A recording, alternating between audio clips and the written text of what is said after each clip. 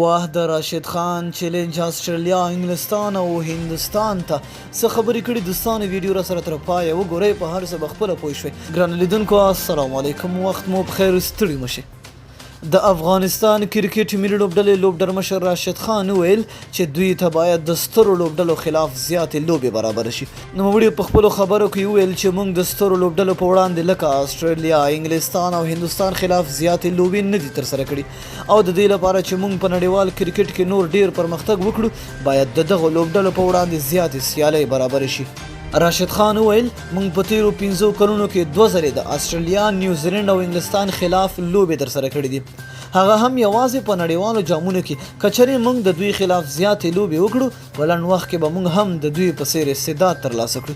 نوموړي بنګلادیشي لوبډله د یو مثال په توګه یاد کړه او زیاته کړه چې نړیوال جام کې د سویلي افریقا خلاف یوه ښه لوبه وکړه د سترو لوبډلو خلاف یو ښه مثال د بنګلادیشي لوبډلې دی دوی د سویلي افریقا خلاف په نړیوال جام کې یوه بهترینه لوبه وکړه او ښه پایله یې ترلاسه کړه که چیرې موږ غواړو چې یوه پیاوړې لوبډله اوسو موږ ته باید د سترو لوبډلو خلاف زیاتې سیالۍ برابرې شي نه دا چې یوازې په 4 کلونو کې د هغوی سره یوه لوبه ترسره کوو موږ زیاتره د سکاټلینډ او آیرلینډ خلاف لوبې ترسره کوو او د دې په ځای باید له غټو ټیمونو سره لوبه برابرولو ته پام وشي راشد خان همدا شان په دې هم خواشیني وښوده چې ولې دوی ته په ټیسټ چمپیونشپ سیالیو کې ځای نه دی ورکړل شوی موږ په دې ډیر خواشیني یو چې په ټیسټ چمپیونشپ سیالیو کې شتون نه لرو زما په خیال په اوس وخت کې موږ په ټیسټ کرکټ کې ښې لوبې کړي خو بیا هم په 3 ټیسټ لوبو ترسره کولو سره تاسو نشئ کولی چې په ټیسټ چمپیونشپ سیالیو کې داسې زر ځان ځای کړئ دا به ډیره ښه وي چې په ټیسټ چمپیونشپ سیالیو کې موږ هم لوبې ترسره کړې وي د یادونې ده چې راشد خان په لوبډرمشۍ کې افغانستان وکولی شول چې بنګلادیش ته په ټیسټ لوبې کې په غټ توپیر 240 منډو ماتې ورکړي او په دې سره د آسټرالیا پخوانی ریکارډ هغه ریکارډ هم برابر کړ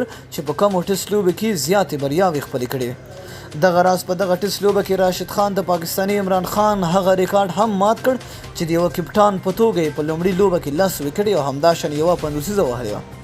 د یادولو ده چې افغان لوبغاړي به د 3 اړخیز سیریز څخه د راستنېدو وروسته په شپږیزه لیګ سیالیو کې برخه واخلي شپږیزه لیګ سیالۍ به د اکتوبر په 9 نیټه پیل او د همدې میاشتې تر 13 نیټې به دوام وکړي سیالۍ به ټولې د افغانستان ملي راډیو ټلویزیون له لارې په ژوندۍ بڼه نشر شي نو مینه او مننه دوستانو چې ویډیو مو سره تر پایه ولیدله تر بلې ویډیو د الله په امان